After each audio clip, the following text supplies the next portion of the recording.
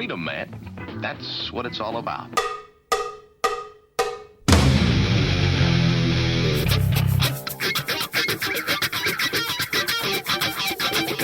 You've got to groove on freedom, like the good book says.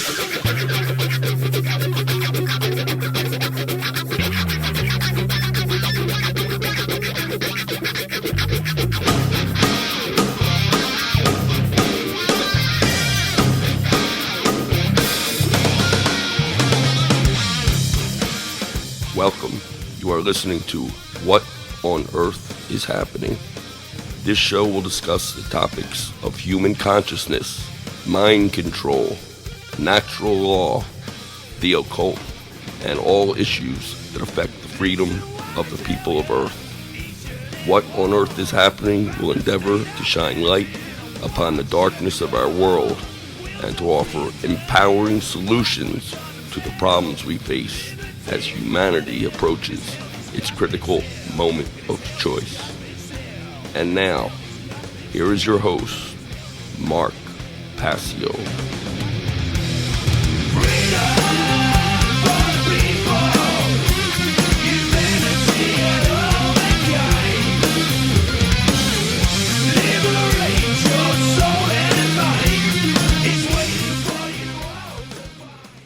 Welcome one and all, you're watching What on Earth is Happening. I'm your host, Mark Passio. My website, whatonearthishappening.com. Ladies and gentlemen, government is slavery. Always has been, is now, always will be, until we decide to end it. And here on What on Earth is Happening, we are ending slavery one mind at a time. Welcome one and all, and thank you for tuning in today. Today is Sunday, January 15th, 2023. This is episode number 261 of What on Earth is Happening. And I want to begin to emphasize every single week that What on Earth is Happening is a show that deals with cumulative material. This is cumulative learning. And so all viewers and listeners should understand what that means. That means that each show does not necessarily stand on its own as a separate and distinct episode.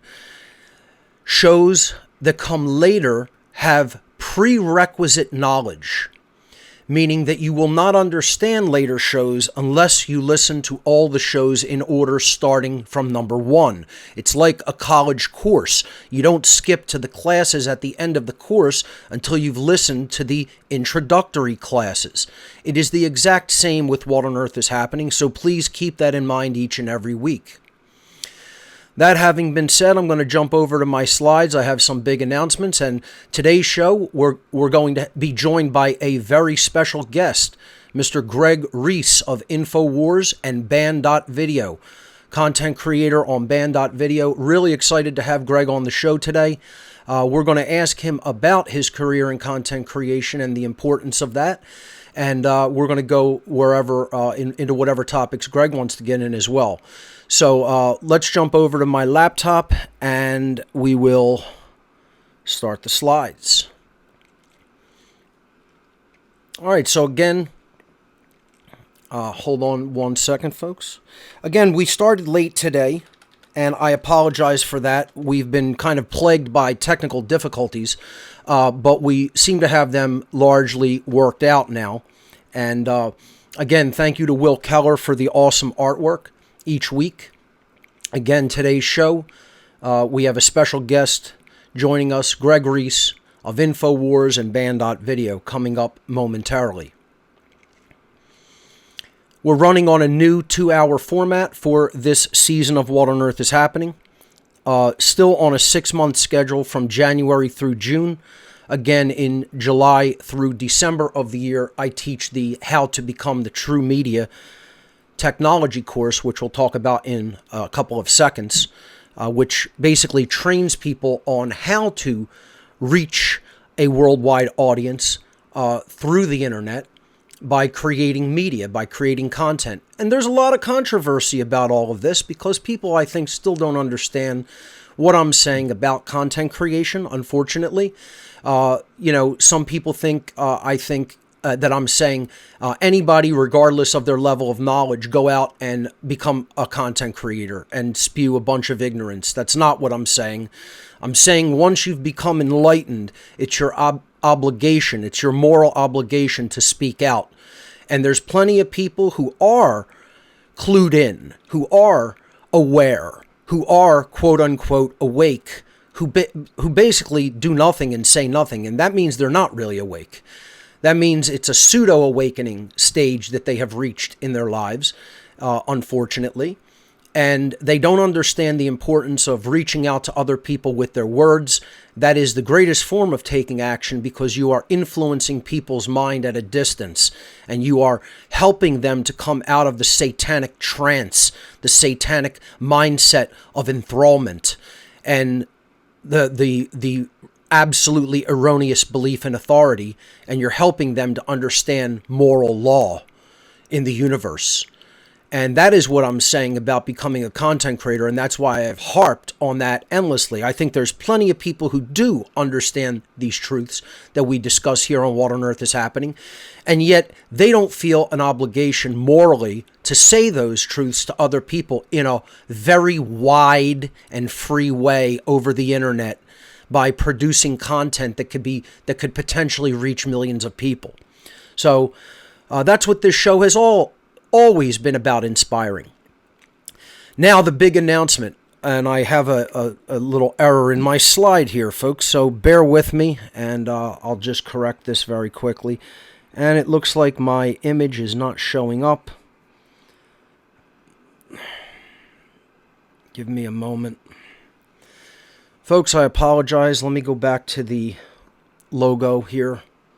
And I even have an error there. It's been very trying these last few weeks with technology.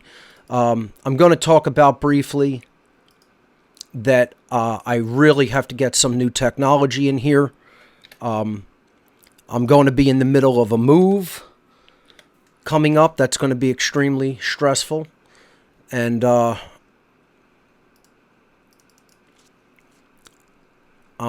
doing things. I'm producing on the fly here, folks. Let me just get this straight.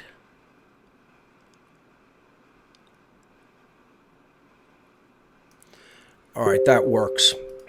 Okay, so let's go back to what I was doing. And I apologize to everyone. I apologize to Greg for not having my tech stuff fully together here today. I'm trying my best. I'm the only one here. I did have a production team. We are probably going to go back to a full production staff once I move. But for now, it's just me here. So people are just going to have to bear with me. And we'll make it work. But in the meantime, just give me a moment. I wish I had the resources to just go with an entire full crew. Unfortunately, I'm not there yet in so far as how I'm supported. So this will just take a moment to fix.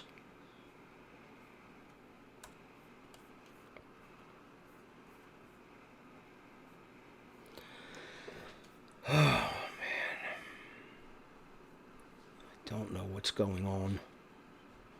I can't bring an image into my slideshow. That it keeps telling me the image format isn't supported, and it's a JPEG. Technology is just going wonky. It's unbelievable. So just give me a moment.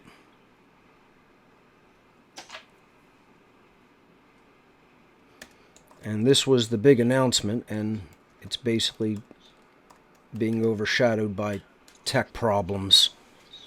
And I'm going to try not to get angry because, I mean, this is why I need help and have been begging for help for years. And it looks like a bunch of stuff isn't showing up right.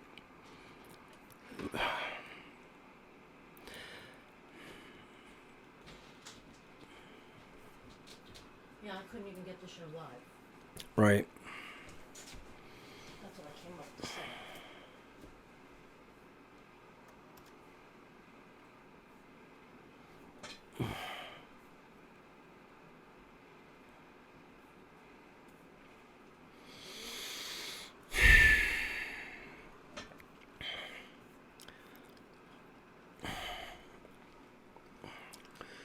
Part of the problem is, folks, when you start getting aggravated by this type of stuff, then you start making mistakes, and that's where I'm at.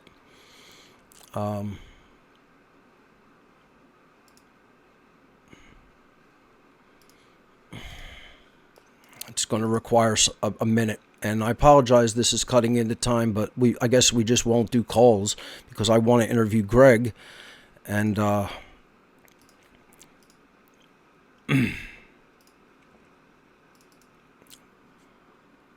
okay.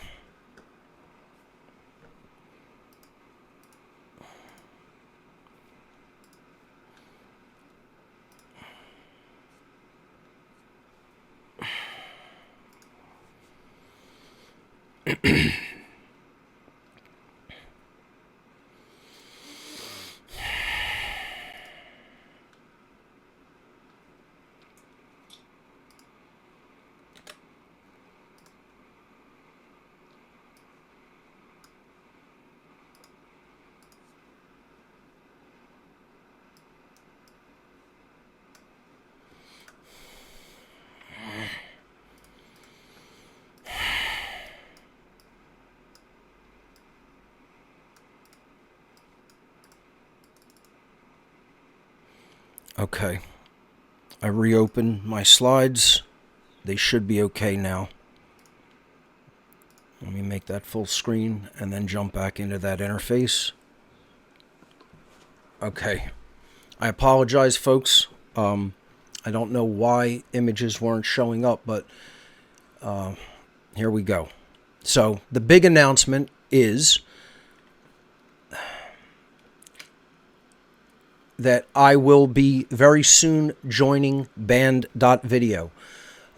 It's going to be probably less than a week that I'll be able to be getting content up onto Banned.video. I'm very thrilled and excited and honored to be part of the whole Banned.video team of content creators. And my channel will be coming to Banned.video in only a few days.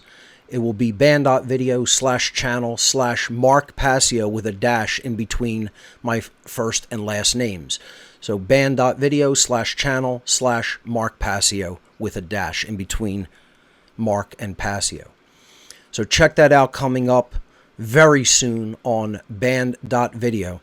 So I want to thank Greg personally for helping to make that happen as well. All right, so let's move on. The How to Become the True Media seminar will be coming up in 2023 from July through December, every Monday evening, 8 p.m. to 11 p.m. Eastern Time. This is an extensive 23-week technology class hosted by myself on the Telegram platform. Every Monday, 8 to 11 Eastern Time, 8 p.m. to 11 p.m. Eastern Time, from Monday, July 10th to Monday, December 11th, 2023, for a total of 23 class sessions. There is going to be limited seminar space available, so make sure you enroll early. Enrollment will open on Saturday, April 1st, and it will close on July 4th, 2023, 6 days before the seminar begins. For more information on everything that we'll be covering as part of How to Become the True Media 2023 seminar, check out our website at howtobecomthetruemedia.com. Please do check out and support the One Great Work Network. 71 or 72, I think, great content creators up there already. We're going to be adding more content creators in the near future. And definitely tune in for that, because we're going to have some great content creators coming up this year. So, onegreatworknetwork.com. Check it out. I'll guarantee you will love what you will find at this website. A tremendous body of work from some of the best content creators on the internet. We've added a new section to What on Earth is Happening donation gifts. It's called Technology Donations. So you can click into it here, which is the side listing of categories for the site, or you can click into it on the categories page, which this screenshot is depicting. Technology donation. Now, we're trying to raise money for a new server, video server machine for One Great Work Network, and we're looking at an M1 Ultra-based Mac Studio. So on the website, this is what the page will look like, and you could pull down that drop-down menu right there underneath the Mac Studio image to make a donation of from $50 all the way up through $500 in $50 increments. And I'm pleased to say that we have hit the halfway mark already in 1 week. We have raised just over $2,000 out of the necessary $4,000 required for the purchase of this new computer. So thank you to everyone who donated. You really, are helping us to hit this goal of getting this computer. And I'm very, very glad to say 50% in 1 week. That's great. I'm going to say let's make it happen in the next week. If we did 50% this week, we can do 50% this week. If we did 50% last week, we can do another 50 this week. And then, we can secure this computer for One Great Work Network. So thank you to everyone who donated from the bottom of my heart. You guys are awesome. And hopefully we can inspire some more people to donate and hit the 100% mark by this time next week, hopefully. I'll be a featured speaker virtually at Anarchapulco 2023 Resist. I'll be giving a presentation called Anarchy and the Occult Part 3, The Only Solution to Slavery. And that will be being played in the Anarchapulco video rotation on February 6th, 2023. So check that out. This is the title card of the presentation. It's called Anarchy and the Occult Part 3, The Only Solution to Slavery. I will actually be delivering that to Anarchapulco this week, actually probably later today, giving them the video. And again, I'm a virtual presenter. I will not be in Acapulco, Mexico this year, but I will be presenting virtually. Coming up this September, Two Masks, Same Face, a presentation I've been working on for a while, that I've been promising for a while, and I'm finally going to deliver it this year. The Dark Occult Origins of Nazism and Communism. This is going to be an all-day event. Last week I announced the potential event date and venue, and unfortunately that venue did not work out and it fell through. So again, we have to be persistent and keep going with things that we want to accomplish. We're going to find a venue. It's still going to happen in September of this year, but unfortunately our venue and location is yet to be determined. We have a couple of venues that we're going to be speaking to and finding out if all of the parameters for hosting an event like this are going to be able to be in place, and hopefully we will secure an event and an exact date very soon. But it will take place in September of this year. It will be an in-person all-day event, and donations for it will be made available through What on Earth is Happening donation gifts. So I'll keep everybody informed of the status of us securing a venue for the location. So keep in tune for that. Stay tuned for that.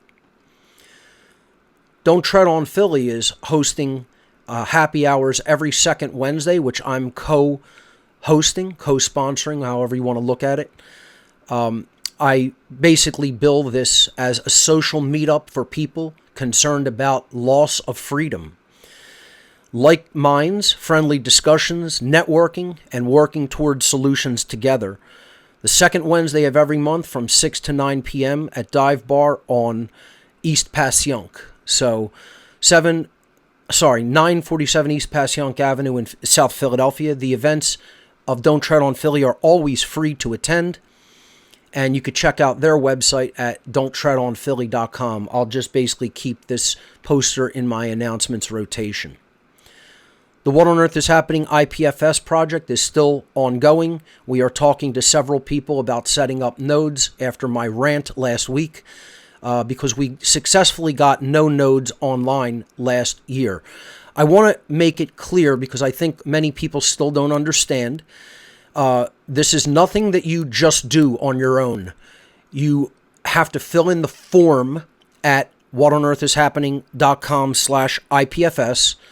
You have to then follow the preliminary instructions in that form, meaning you don't buy any equipment for the project on your own. You make a communications connection with me, and we speak first about your qualification to take part in this project, which is to host a node on the IPFS network the way that I want to technologically set it up.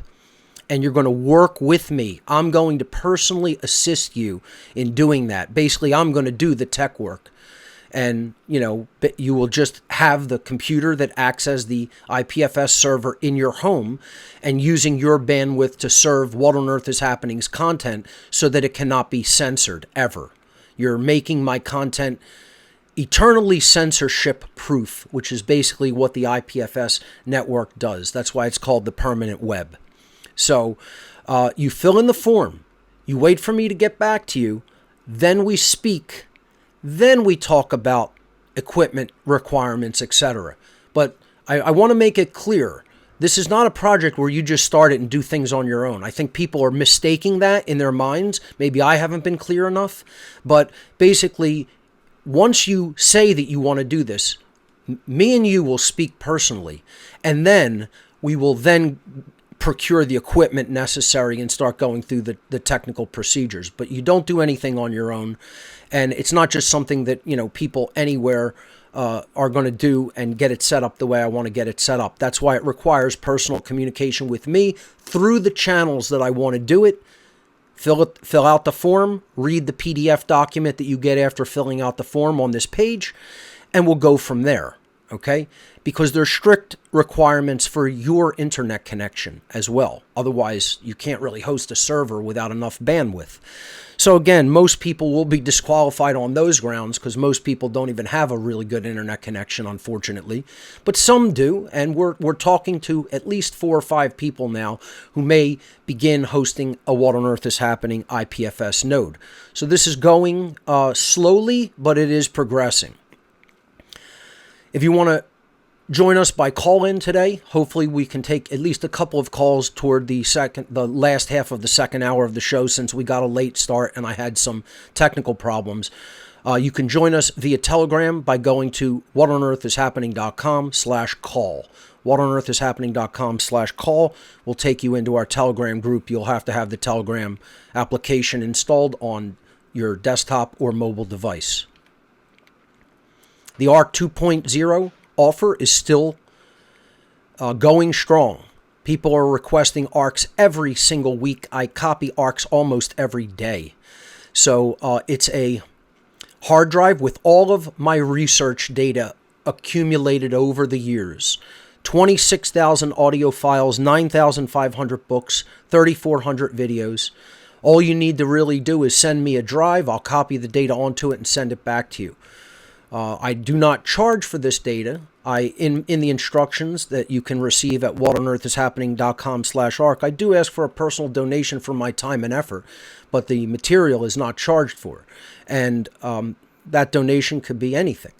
So check out the ARC. It will definitely expand your worldview. I've gotten a lot of phenomenal comments on all of the material that is amassed on the ARC. It has helped to wake a lot of people up.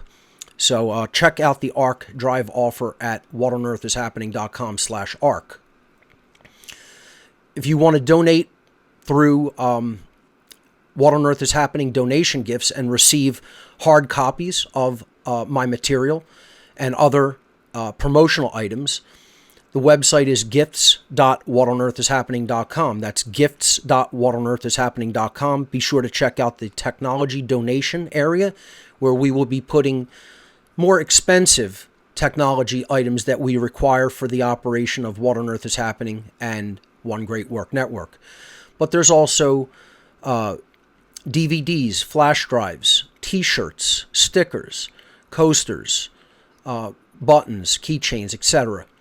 All kinds of promo items to your liking. So definitely check that out, gifts.whatonearthishappening.com.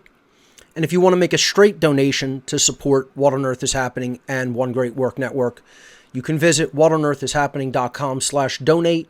Tons of ways to make a straight donation to help us do what we do, stay on the internet airwaves, get the equipment that we require, etc.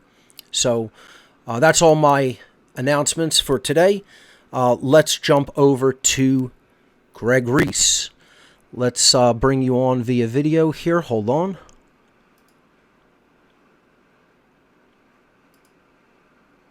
And more technical issues. Hold on. Give me one moment, folks. Going to have them up momentarily. I see what the issue is. Excellent. That's fixed. There he is. Greg, welcome to What on Earth is Happening, and I apologize for the technical problems in the first part of the show. Thanks, Mark. It's good to be here. Absolutely. Great to have you. I want to really thank you first and foremost for the really awesome promo video that you put together about my work with de facto Satanism, the recent presentation that I gave back in September of this year.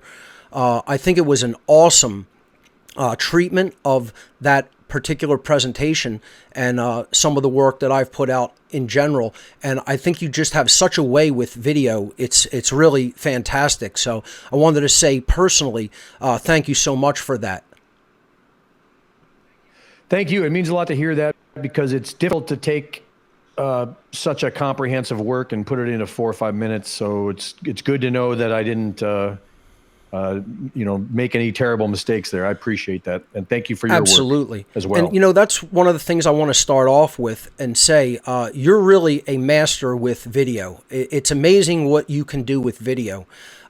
You have a gift for, again, taking complex topics, distilling them down, and putting the most appropriate visuals, perhaps that I've ever seen a video editor utilize through your work. That's why I said last week, and I really do mean it, I think you are one of the best, if not the best, content creators on Banned.video.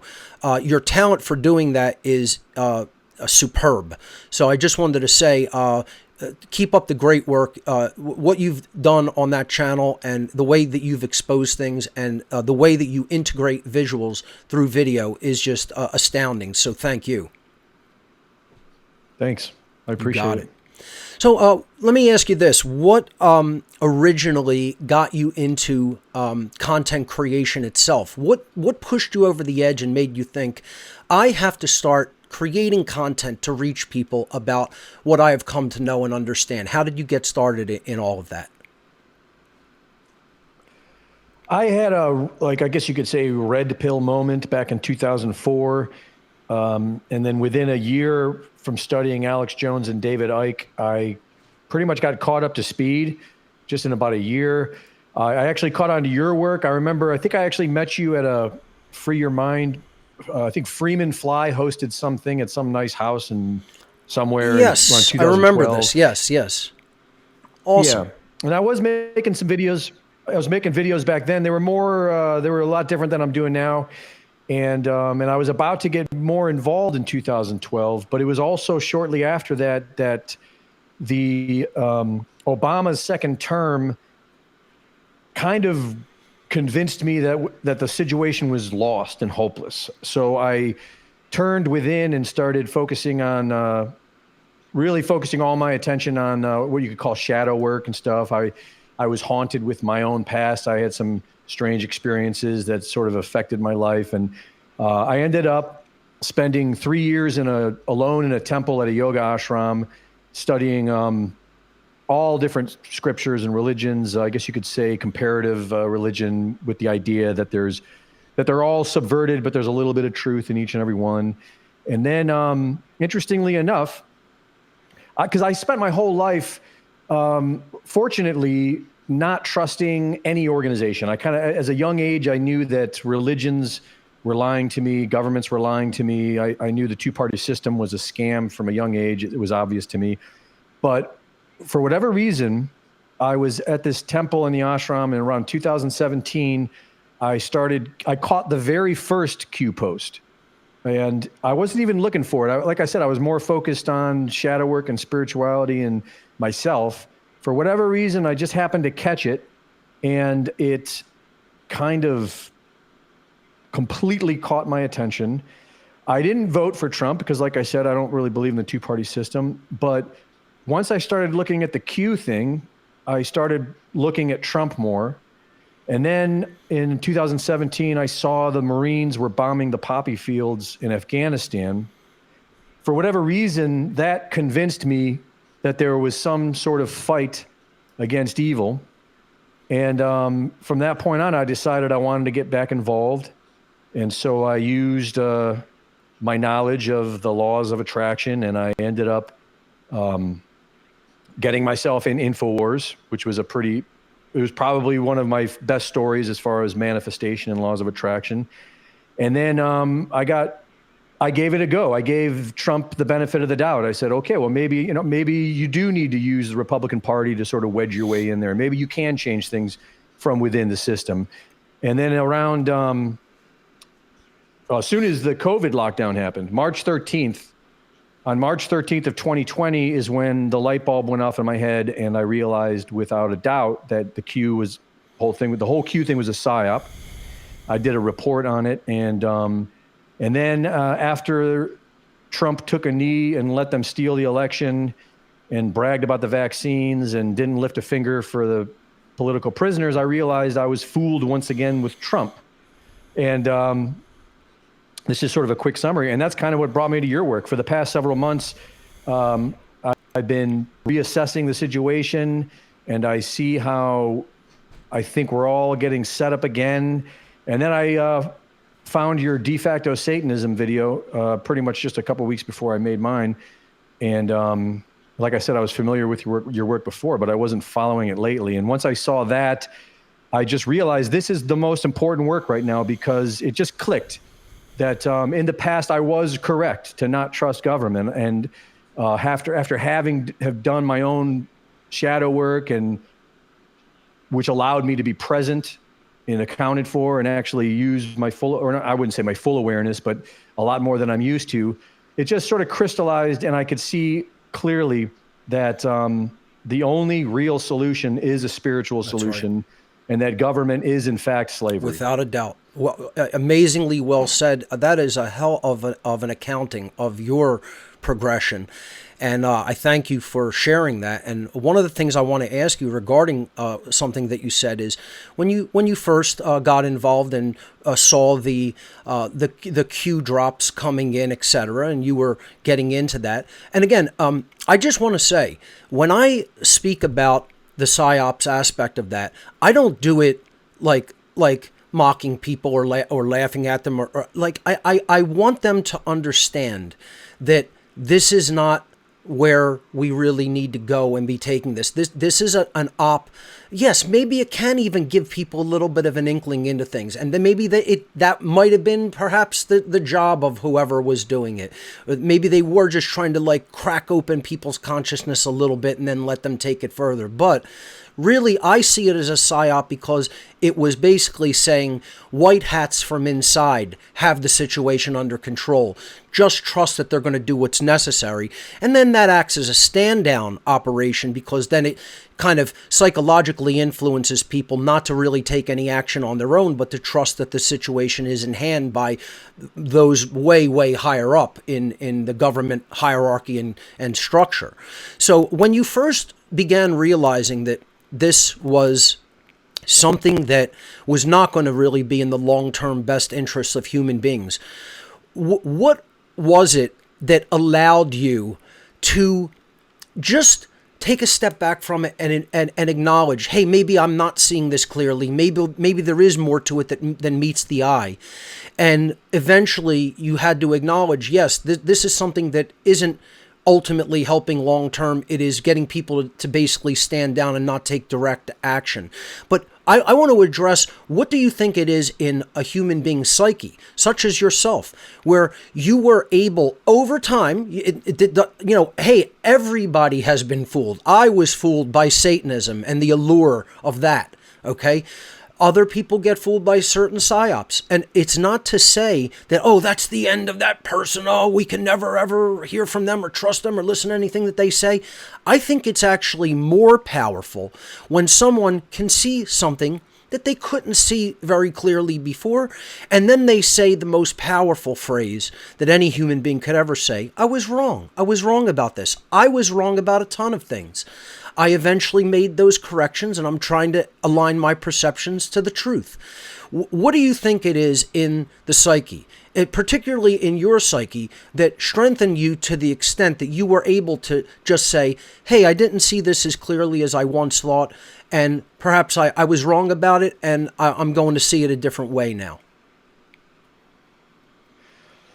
It's a good question. I would say, I mean, the best answer, the short answer is I feel blessed to have that quality, because I've been thinking about this quite a bit myself, how it seems like it's a part of human nature to be averse to an unknown. And so people cling to answers, even if that answer doesn't make sense. I mean, you see it everywhere. Once you challenge someone's belief and it's different from what they think it is, people will get triggered. When I had my red pill moment, whatever you want to call it, I was getting to a point where the whole official story was really starting to beat me down. Like I said, I was born lucky in the sense that I was questioning everything from a young age.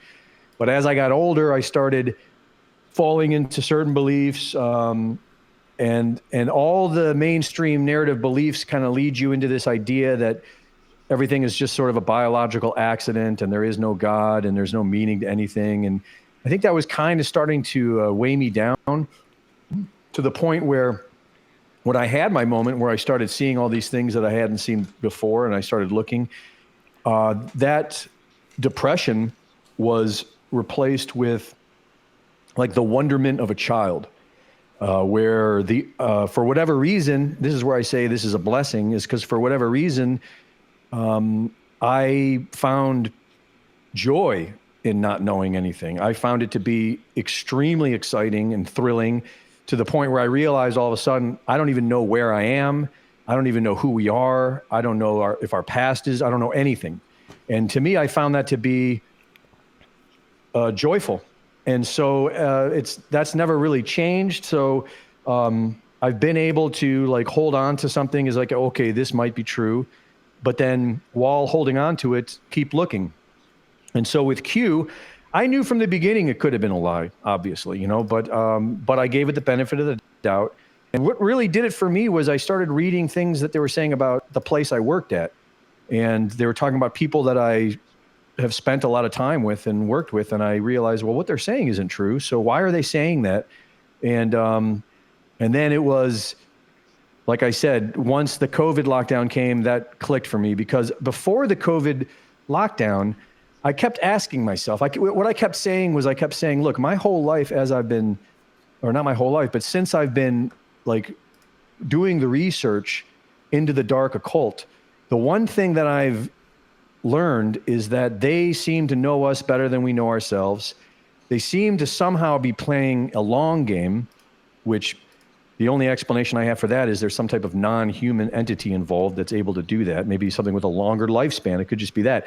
Any way you slice it, they're not dumb and they're not idiots. And up until COVID, it appeared as if the enemy that everyone was focusing on was a bunch of bumbling idiots. So I was like, well, okay. And then soon as COVID happened, that's when I was like, okay, all right. They're back, And since then, it's the same thing. And that's happening again right now. Right now, everyone is focused on Klaus Schwab and the World Economic Forum and Bill Gates. And I would say clearly Klaus Schwab and Bill Gates are patsies. They're clearly not puppet masters. They're clearly puppets. But everyone, including a majority of the alternative media, is now focusing all their attention on these puppets and acting as if they're the puppet masters.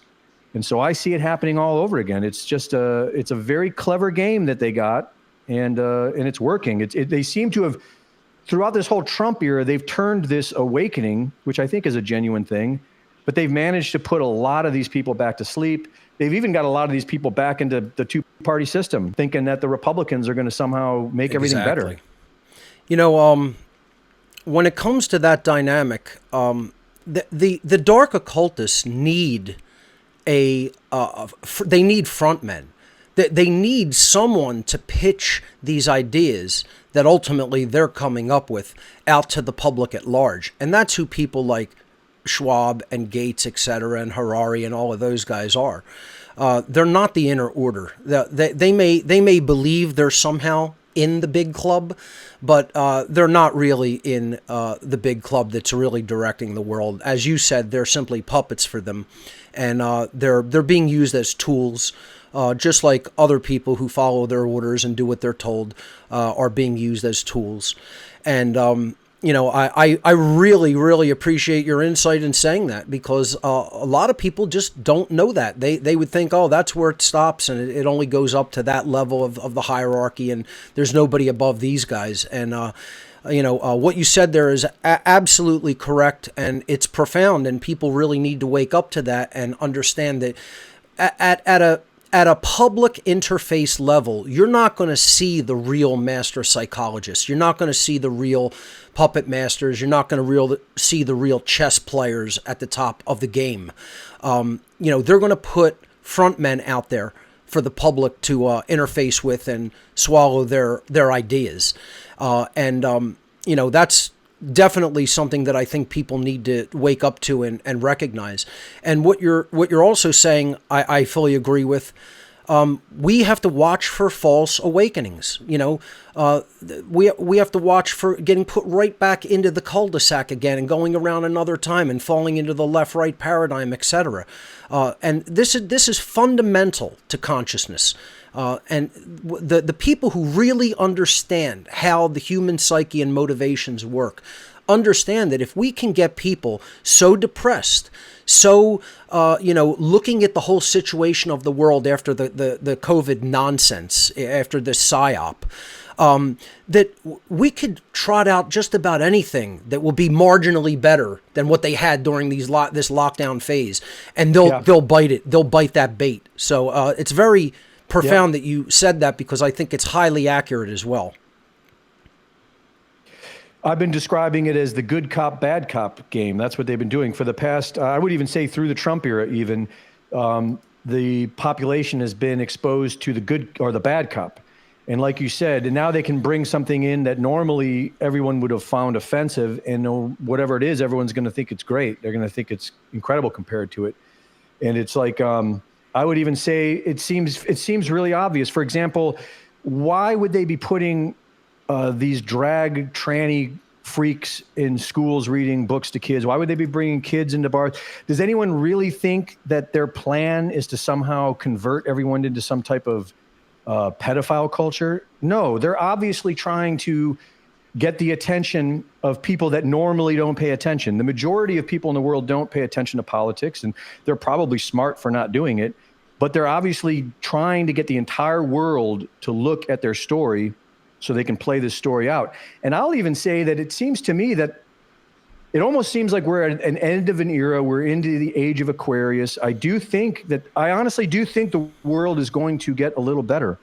And I think maybe what they're doing is they're just trying to get ahead of it and get control of it, and also accomplish a lot of their agenda and keep control and keep control of the whole thing. So even if things do get improve a little bit, it's just extremely important, I think, for everyone to stay focused and not get sucked back into it, like you said, and really focus on the most important things, which is to stop. Ultimately, I think, the answer is just really, it's spiritual, and to understand that we are all one and we are all united, and to stop being divided, and that the only way anything's ever going to change or get better is if we actually start looking at ourselves and fixing ourselves, because there's always something that we can do with ourselves, right. Whereas we can't really change the world. That's the way we change the world, is by looking at ourselves. We change ourselves. And it's a long process. And then after changing ourselves for the better, then we help to influence other people to change for the better. That's all anyone can do. You can't force a person to change, but through your actions and through your words, we can certainly influence people to change. So, that is really what the great work is all about. And I'm thrilled that you understand that and are putting it out there for others as well. Let me let me shift focus a little bit to talk about. I really like the direction your work has been headed in covering natural law, in covering what I would consider to be real spirituality and real fundamental internal change in the human mind and heart. And you're really getting into explaining to people the world of the occult and the psychology of the occult world, of specifically the dark occult world, the enemy, which is what we really have to understand. We have to grasp their mindset. If we're sitting across from another chess player and we don't understand their basic mindset, their strategies, what they usually employ, their techniques, we're going to be playing somebody completely cold and going into a battle blindfolded. I really like that you are covering the psychology of these dark occultists and helping people to understand that they're trying to inculcate the world into their religion at a lower level, which is something that I've been saying for years. And your work is shifting more toward that and the spiritual domain and natural law. And I find that is tremendous. And again, your recent video on natural law, that blew me away too. Just fantastic work. And I think you're going to reach a whole, not even a whole new audience, but you're going to take the existing audience that you're already reaching and you're going to move them further along. And that's what I see your work doing. So I want to thank you for that. And I'd like you to speak about, again, some of the factors that led you to begin going in that direction and where you plan on taking that type of material in the future. Well, thank you. And it was... you can see that people are hungry for it because if you look at the last few videos I've done, I was kind of focusing on the January 6th, and a lot of those didn't get that many views. And the natural law, just in less than 24 hours, it's already up to almost 300,000 views there. So you can tell people are hungry for that. One of the main things for me was, like I was saying, I can see this moving into something that normally wouldn't be acceptable. The good cop, bad cop. I don't know what that is. I'm not the dumbest guy in the world, but I am a human, so I have my limitations. And usually it's hindsight where I can figure things out when it's too late. So I don't know where it's going, but I have my theories. And one of the things that it does seem like it could be moving is some type of new holy war. Because, as the pendulum swung hard to the left, it could very easily swing hard to the right. And you can see the Christian right. You can see that if I were to make a guess, maybe I am a paranoid, not schizophrenic, a paranoid conspiracy theorist. But, I would even argue it almost seems like the evangelicals and the Zionists could possibly be behind a lot of the left because they're getting ready for this swing to the right. And up until this time, I've been reluctant to challenge religion, honestly, just to not offend people, as lame as that might sound. But now that I see it going in this direction, I think it's very important to offend people and to challenge people in this because, for example, in the natural law, if you read the comments, you'll see a lot of people already saying I'm going to burn in hell because I mentioned the Buddha and stuff like that. And I didn't tell everyone, you just got to get on your knees and worship Jesus Christ and stuff like that. I don't see it like that. I'll be honest. I see if you worship Jesus Christ, I think it's idolatry. I think Jesus is a teacher, and it makes the whole thing kind of makes sense to me in that sense. But a lot of people don't see that. And the problem, what I would ask them is, what are you going to do with all the people that don't agree with you? You're in this gang, you're in this tribe, and you guys have all decided you're right. What are you going to do with the rest of us? What's your plan for the rest of us? See, because they have a lot of... No, go ahead. Go on. I was going to say, I see it very similarly to that. I have no problem with people believing in whatever religious view that they want to take, as long as they're not trying to force that on other people. Let's get the understanding of natural rights correct, and let's respect actual point of fact, objective morality. And then anything beyond that you want to envision in your mind, that you want to believe in, that you want to worship, I personally don't care, because as long as we're on the same page regarding objective morality, then you understand not to initiate harm against anybody else or try to force beliefs on anybody else. The thing we do have to get on the same page about is what objective morality is. And I see it the same way. And I've heard a lot of,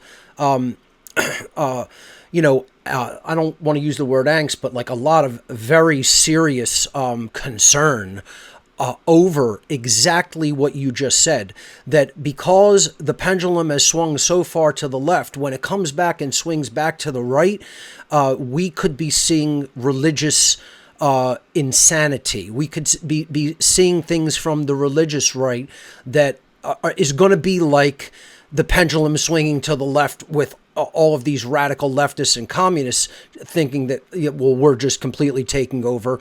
Could that happen from a theocratic standpoint, from the point of view of a potential theocracy trying to come in and take over? It's a very valid concern. It's something that we have to be vigilant for, because that's what these occultists want to do. They want to create dialectics and then extreme polarities. That keeps the focus away from them and what they're doing, and it keeps us fighting and warring with each other. So again, I think you're spot on there with that concern, and it's something that while I may not have brought up a whole lot in my past shows, I think it's something that I hear from a lot of people, and it's something that should definitely be discussed as another potential trap and another potential, dialectic that we have to be very vigilant of not falling into. I agree. And I agree with what you said about the beliefs. Like, for example, I mean, personally, I was born into this world with God, and from a very young age, I internally had a very close relationship with Christ. And the thing is, for me, is I've always found that to be so deeply personal. When anyone at all questions me on it, I take offense, And like you said, it's really about our actions. It's got nothing to do with our beliefs. I have certain beliefs that I think some people could argue might be superstitious, but it really comes down to live and let live and leave people alone. And it just makes so much sense to me. In a sense, it takes the anger out of it. Like, I'm not mad at anyone. Like, I can see how the dark occult in their own way are doing God's work. I don't believe that the God that I believe in has no nemesis. There is no threat to God. So I almost see like the experience we're in now as a school that we're in, and we're learning how to be responsible with, our thoughts and our intentions and our actions. And this dark occult, I would never want their job. Don't get me wrong. It's very dark and ugly, but in a way, they are providing us the suffering and the struggle and the, they're poking us with a fiery prod to get us to eventually come to these realizations and wake up. That's how I woke up. I woke up from falling in enough traps and getting hurt enough to where I kind of figured out what was going on and stopped doing it. So same thing for me. I think we can even rise above our anger. Exactly. Same exact thing for me. I had to go into the darkness enough to find the light. I had to get hurt and my life go in a bad direction to reevaluate things and make the acknowledgement that I was incorrect in my life path. So I agree, from a soul level perspective, that is a good and healthy way to see it. So where do you see the potential unfolding of this information in reaching people, or a potential what I might call an occult revival, or other people would call a mass awakening spiritually? Where do you see that potential progress of a movement like that, or of a just a dynamic like that in the world? Where do you see it now? Where do you see it going into the near future? I, for whatever reason, feel rather optimistic. I can't say why, because if you look at the external situation, there's really nothing good going on. Everything looks very bad. But for whatever reason, I do gauge some of it by like comments I read on the videos. Since I have a large reach, I definitely always read the comments to see where people are coming from. The natural law video, while a lot of people are obviously triggered by it, I see more people that are excited and refreshed about the information, because the good thing about focusing on the specifics of natural law is it brings us together and it clears division. And so I do see an actual awakening of people waking up. It's definitely going to have its challenges. And I don't know why I feel good about it, but I feel like we are moving into a better time. I feel like the awakening will continue. I do believe, for example, one of the biggest hurdles people have to get over is to get over our superstition. For whatever reason, humans are very prone to superstition. And one of these superstitions is the idea that knowledge is evil or symbols are evil somehow, when in fact, that's obviously superstitious. Symbols are you can encode information in a symbol, but a symbol by itself is just a symbol. It is what you think it is. Knowledge is, I don't see how you can argue that knowledge is evil, right? Especially when you actually try it out and do some research and look at what this knowledge is and actually, practice it in your own life and find that it's true and find out that really what this knowledge is simply the actual science of nature, of where we live, of the realm that we're in. That's exactly right. It's much more important and profound science than the science you're going to learn in school, which science you're going to learn in school is mostly lies. It's mostly made up nonsense that was peer reviewed by a few people and they stamped their approval on it and said, okay, this nonsense is now a fact, So I think the more people understand to get over these superstitions and and I think one of the most profound things I've heard you say in your work is if a person doesn't cross the line of courage, then they'll fall for every lie. That's right. And that's what I see happening in the alternative media. You can fight an enemy and not have courage. You don't need courage to fight an external. All you need is fight or flight response. That doesn't require any courage. But in order to go within and face your own ego, you need that courage. You need to turn off fight or flight. In fact, you can't face your own ego with fight or flight because your ego has the power to make you feel insane. It's your mind basically, and it knows you. Like, I think the ego is more like an operating system for the body, but it's extremely powerful, and it knows you better than you know yourself in most cases, and it can make you feel emotionally rotten. So you need to be able to deal with, that's the ultimate Satan, I think, is the one within. Once you can deal with that, then you can start seeing clearly. It can take over and act as the internal adversary if we don't keep it in check and use it for its true intended purpose. If we let it run amok, that's when it becomes a very damaging influence. Let me ask you an addendum to that question based on something that you just said. You said that many have been giving you some flack about the recent natural law video that you put out, which I thought was like incredible. And just that is the kind of work that we need far more of out into the ethers. Do you think it's just because they have these very entrenched religious beliefs that they're not willing to see from a different perspective?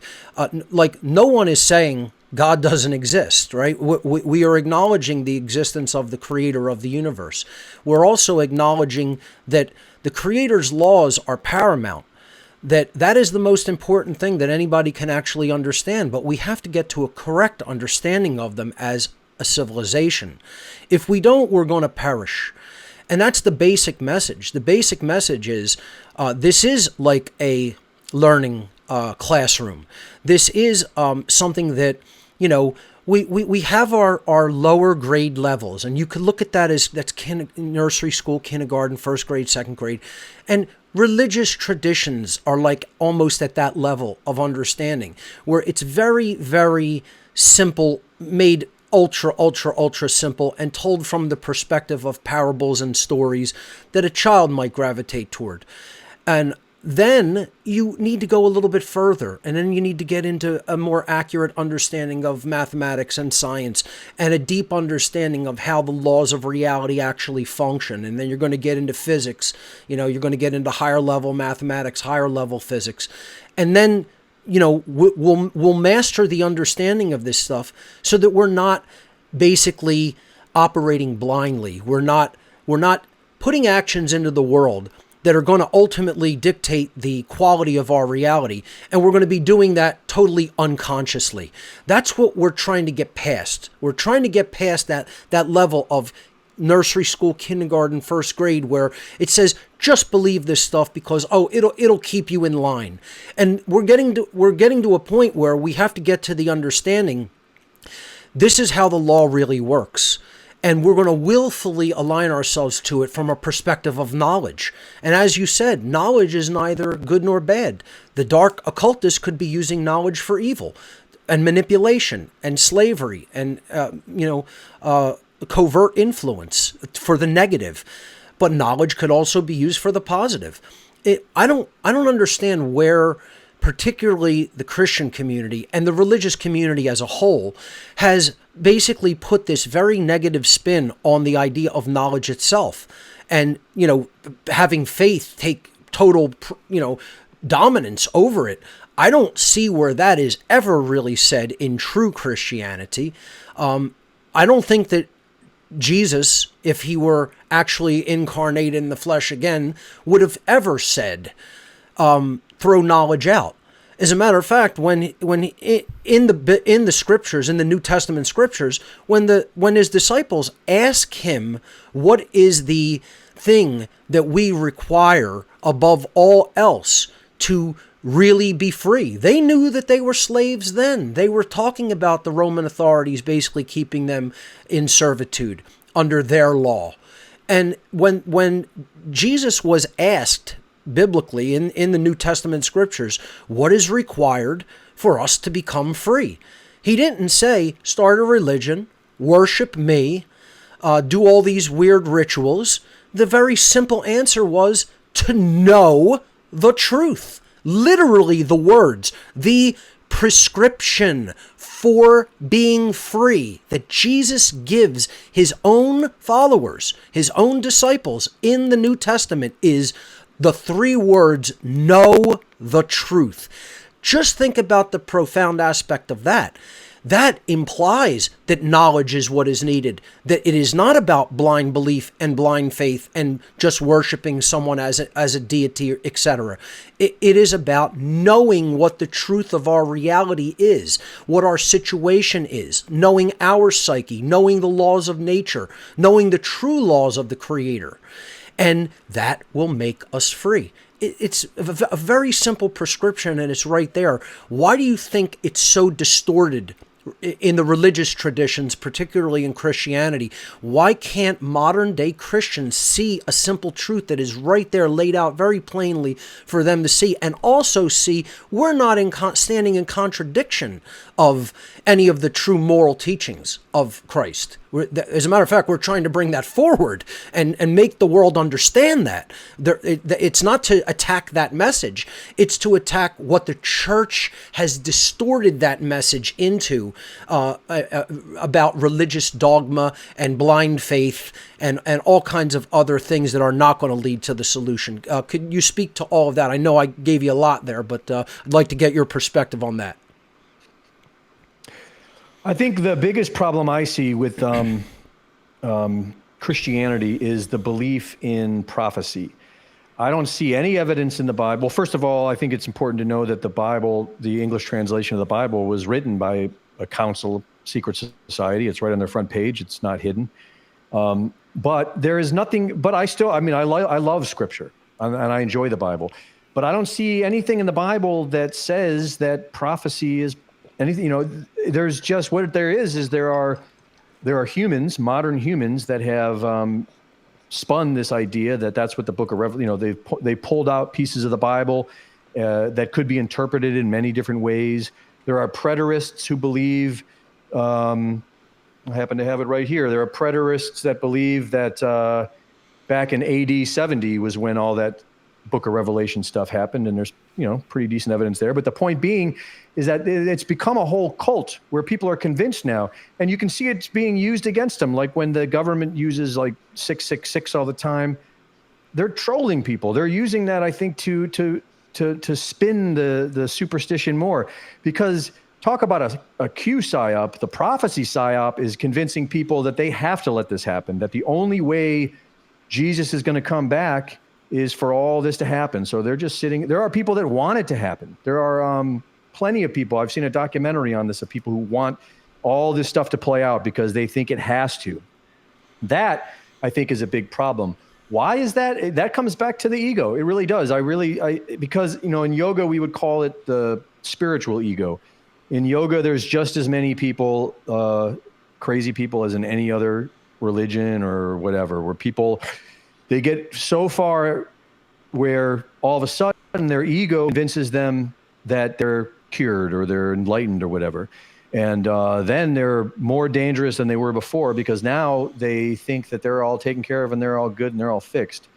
I would argue that the most important thing to do to find the truth is to learn to shut up, learn to simply turn your mind off. It takes a lot of practice. It took me years to be able to get to do it. And once you can shut up, then you can sense this indescribable, I like the term the silent witness. I think that's a pretty good descriptor of what it is. This part of you that's just as much a part of you as the ego. The ego is not bad. It just needs to be shut up. And then you can observe this other part of you that seems to just be always there, always observing. It seems to be sort of related to your conscience. And from this quiet perspective, now you can actually start seeing the truth, or at least getting a better glimpse of it. And what I found is that the Gnostic teachings of Samael Aun Weor I really appreciate, because one of the things he says is he basically says, in order to find the truth, first you want to study all different religions and look for the commonalities, not the differences. Once you find the commonalities, now you're getting closer to the truth. But in the end, you ultimately need to quiet your mind and measure it, weigh it against your heart. Ask your higher self or your inner self or whatever you want to call it. And even then, you always have to keep a level of humility and understand, that's what you learn once you fall in a trap enough times, you start figuring out, okay, I'm prone to falling in traps and stuff. So, really, I think it really does come back to the same thing that these people are de facto Satanists and they don't even know it. They've allowed their ego to convince them that they have it all figured out. And so now that they have it all figured out, they're not looking within. They're not even really looking into anything else because they have it all figured out. They know the answer. And so they're just finding external enemies. And if they have it all figured out, that means that basically anyone who doesn't feel the same way that they feel is now part of the problem. And it's a mess. I don't know how you do that. In a lot of ways, I think all the crazy stuff that's happening in the world is one of their best opportunities, because I know for me, suffering and struggling actually has helped me wake up, out of, I guess, a place of desperation of, you have to, the pressure helps. I don't know if that's a solution. I think ultimately it comes down to, what you were saying about once you kind of at least get enough of a grasp that, the power of the mind and how we're being fooled, you have to do your best to go out there and help other people figure it out, that's no matter what. Exactly it is taking real world action. And, I just want to add an addendum to what you said regarding people who are in that religious mindset. The key of what they have done is they have externalized their power to another entity / deity / religious institution. And if you don't internalize your power and you're giving it away to somebody else, you're always going to be at the mercy of external forces. And that's not helping people to use their innate ability to look at the world and observe. And as you said, emptying the mind of thought, quieting the mind through meditative practice, through, discipline over our thoughts, helps us to make the mind ready to receive. Again, if I handed someone a full glass and they take the full glass from me and I say, okay, now we're going to pour more liquid in that glass. You're not going to pour any more liquid in that glass. The glass is already full. You have to empty it in order to pour more liquid in quote unquote liquid information into the glass, the mind, in order to receive knowledge, in order to receive understanding, in order to get the potential for real world right action, which is wisdom. And that's the ultimate long-term goal. I think that religious people could learn this. They have to stretch the horizons of their thinking past dogmatic rigidness. Like, it's got to be this way, that's it. Dogmatic rigidness is not going to help you see the ultimate answer, the ultimate solution. And again, you can even hold on to some beliefs that are not harmful, right? So, but if you want to believe Jesus Christ is, God incarnate, that's not a harmful belief so long as it's not forced onto other people, as long as you understand natural law and the non-initiation of force against your fellow human beings that aren't initiating force against anybody else. As long as we're on that basic page together, common sense, knowledge of objective morality, religious beliefs can go in any direction they want as long as they're not harmful, as long as they're not like the kind of beliefs of Satanism with eugenics of we're going to become the masters of the world and kill whoever we want because we have the right to control the gene pool like that. That's a harmful belief. That's not a religious belief that someone is entitled to. That's not a right, but general good-hearted religious people, I think, have just made one fatal error, and that is the externalization of the power of their mind to another entity or institution. If they reclaim that power and they really go further, they take it from nursery school, kindergarten, first grade, second grade, and they say, okay, we're going to go all the way up through the top of elementary school, into high school, into college, into higher learning, get our master's degree. And that is the understanding of the science of how the laws of the Creator work. I say it all the time to people. Do you think the Creator of the universe tantalizes us and tortures us with unknowable knowledge? With, I'm going to make the laws of the universe this way, and you will never be able to understand or know them. No. With enough work, that's what working on ourselves is. We're building the soul to a higher level of complexity and understanding and freedom, etc. If we're not doing that work, we're not doing what we're here to do. We're not hearing what the Creator here. We're not doing here what the Creator would prefer that we would do, which is advance and enhance our souls. We're just staying stagnant and saying, I just accept this rigid belief and I'm staying right here and I'm not going to progress and I'm not going to evolve in consciousness and in understanding and in morality. I think that we may be able to reach people like that if we help them to understand we're not viciously and vehemently attacking even the idea of Jesus, but we're just saying you have to step out of kindergarten and you have to go up to a higher level of understanding. And that higher level of understanding is natural law. It is the laws of the Creator of the universe that in the biblical scriptures, that is what the Jesus figure is trying to convey and get other people to understand. Your take on that? Yeah, I agree, and I think it's also they're putting their faith in people, like the heads of their church. Like even in the Christian community, they're all arguing. The Catholics are saying they're right, and the Orthodoxes are saying they're right, and the Protestants, and there's all these differences in there and everything. And someone explained it to me really good. I was questioning the whole idea of why it's so important for people to believe that the phrase do you accept that Jesus Christ died for your sins, and because to me I never understood that, because to me I understood that Christ was teaching you how to live.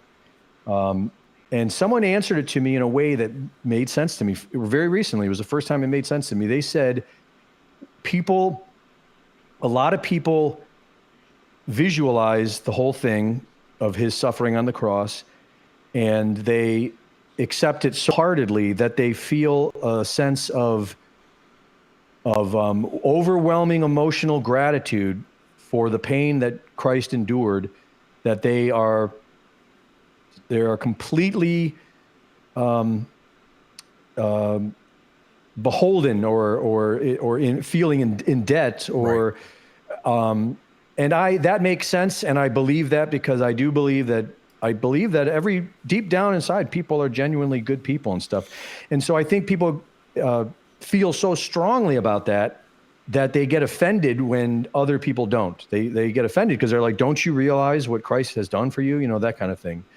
And I think ultimately, I believe, and this is why, I mean, like I said, I'm very lucky that I feel like I came into this world with God. Like I've always had a personal relationship with God, and I just kind of assumed everyone else did. What I believe, one of my favorite things is to say is God is love, love is God. I ultimately believe that. I believe that ultimately what God wants for each and every one of us is to expand, like you were saying, for our soul to expand in a loving state of joy and peace and bliss. And that's what natural law will lead us to. That's how we get there. Just like, you know, I'm starting to question everything, including our past, because I'm just starting to learn some things recently where it's like, who knows what's real? But the story of our founding fathers and the Republic, whether that's how accurate that is or not, it doesn't matter. The story of, you know, you have a republic now if you can keep it, and you look to what that means. It means, and also the pursuit of happiness. That's what ultimately I think that's what God wants for us, is to learn to leave each other alone and respect each other so that we can then expand on an individual level and understand why we're here. I do believe everyone has a path and a purpose. And I mean, I've been recently experiencing a more meaningful life than I've ever had in my life, to the point where I don't even need to try to be grateful. Gratitude is like a superpower. The more grateful you are, the more your soul will expand, and the more you'll understand love and feel love. And I remember a time in my life, a more dark time in my life, where I had to make lists of things I was grateful for and make an effort. Past few years, it's as soon as I wake up in the morning, I'm like, thank you, God, thank you, God, thank you. You know, because I'm living my best life. And I honestly think that's the purpose of all of this. As dark as it might seem sometimes, the purpose of all of this is through this process of suffering and rebirth, and is realizing that. And so I don't know how you get there, but for example, if, like you were talking about de facto Christians, if you meet, say, a Buddhist who's practicing the same exact things, and he's practicing natural law, and he's not harming anyone, and they might be, you could say they're acting very Christ-like even. What problem do you have? That's with the that, way I you know? try to live my life, you know, to the extent that I am able as a generally flawed human being. Do not initiate aggression. There won't be a problem. It's amazingly simple when you really think about it. It is the golden rule in the apophatic sense. It's don't do unto others that which you don't want done unto yourself. It's so simple that I think the simple elegance of it confuses people, because they think the answer is so much more complex than it really is. And, you know, exactly, there can be a de facto Christian. I don't need to express myself, to describe myself, I should say, as a religionist. You know, I express myself as a spiritual being, you know, having a physical experience in the 3D realm to learn and to grow in consciousness. But I don't need to say I'm this or that or the other thing. I don't need to put a label on it. I think that's what people do so much, that it acts as a block for their consciousness. It's ego identification. You're putting a label on the ego, and you're identifying so much as that the slightest variation from that means, oh no, that thing has to be challenged. Folks who are listening to this interview understand we're trying to put out the word about the laws of the creator of the universe. As you said, quite rightly, the natural law, it's the laws of the creator, and the creator is love. It wants us to understand how to maximize our experience in the physical domain here on Earth, and it wants us to experience freedom and goodness and love, etc. I just like to say the Creator is truth. It's cosmic truth. The Creator is cosmic truth. The Creator is cosmic love. The Creator is cosmic law. It is all of those things in one. That's the real Trinity that the Creator is. It's cosmic truth, cosmic love, cosmic law. And, if we elevate our understanding to that perspective, to that level of consciousness, we could defeat the tyranny that we are in rapid order, in rapid succession. I think if consciousness grows to understand those things. Greg, I just want to say that I appreciate what you are doing to really try to bridge that understanding for people. I know that the Infowars / Banned.video audience is a largely religious community of people as a whole in general. And again, yes, we're attempting to reach out to them in a way that doesn't alienate them. I'll be doing this when I start putting content up on my Banned.video channel. I think the first thing I'm going to post is my natural law documentary, and then some other presentations, seminars that I've done, my natural law seminar, etc. I would love the whole Infowars audience to take in that material and learn from it. And then I'll be doing some exclusive Banned.video content as well, specifically for that channel in the near future, in the not too distant future. I'd like to ask you, what do you think of the idea of we attempt as much as possible, and I'm not just saying like we're enacting any kind of a partnership. I'm just saying, what do you think of the idea that content creators such as ourselves attempt to build that bridge between the religious community and the understanding of natural law, the people who have understood it from that higher, what I would call scientific level perspective of cosmic law? I would like to do that as a member of Banned.video. What do you think of that whole idea of that endeavor? I mean, 100%. I agree completely. In fact, this conversation we've had has made me even start recognizing, for example, that maybe it's made me look at my own language and realize as we're talking, I do need to remember to be a little more compassionate, because what I'm realizing is that the reason people are closed off like this and the reason people allow their ego to control them is trauma. I experienced some childhood trauma that affected my entire life. It put me on the path I'm on, and it also put me on a destructive path that I had to deal with. That's the inner work I had to do. And I tend to be a very open person. I always have been. And so I've shared this story with several people in my life. And I would say more than half the people I talk to have responded by saying that they've also experienced similar childhood trauma. And that's when you take into account that most men aren't going to admit that. I would say the numbers are pretty high. And I'm a fairly social person, so I've talked to I've heard a lot of people tell me this. And so I'm fairly convinced that this is what's ultimately keeping people from doing the work, is that they are afraid, whether they know it or not. They won't admit that they're afraid. They're afraid to look within because there is a part of them that knows what's there. For example, my experience, I knew when I finally dealt with it, it was like you could describe it as a missing memory or a forgotten memory, but it wasn't really. I actually knew it about it the whole time. My mind was able to ignore it. It's a very, very strange experience when you discover this. And I've talked to other people that have too, and they would agree. And so I think this is the most important work. Yeah. And it really has brought my attention back to, almost like a full circle where, David Icke was right the whole time. David Icke had it right. The only way anything's going to change is a spiritual awakening, is for everyone to grow spiritually. And first and foremost, that means healing from their wounds. We need to enter an era where we are focusing on these positive things rather than focusing on the darkness.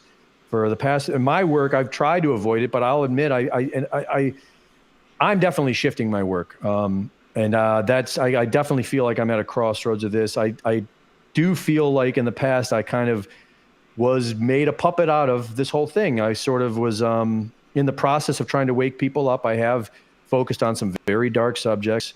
I want to shift that more into something more productive. It could be done in so many ways. I was speaking to an intelligent guy, an Iranian who's the head of the Iranian populist movement, and I asked him, how can we wake the herd up? What can we do about all these brainwashed people? And his answer was the art. And at first I didn't understand that, because in America, our art has become something else. It's propaganda. Right. There is no art here anymore. And so this is something that anyone can do. If you're a creative, there is a way of just expressing yourself.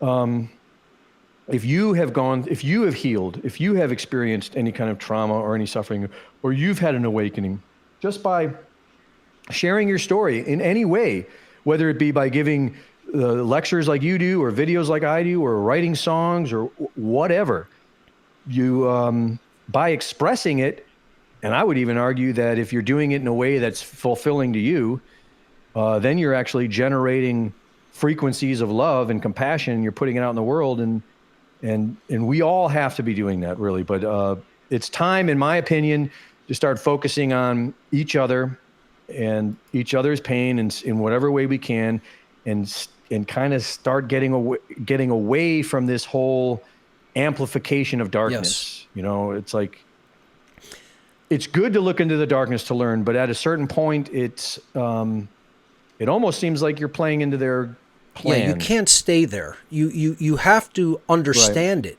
And then you have to move on to, what can we do to actually change the manifestation we are experiencing? And see, that's why I call natural law good news. It's not a bad message. It's a powerful, positive message that we are getting exactly what we have put out into the world in the aggregate.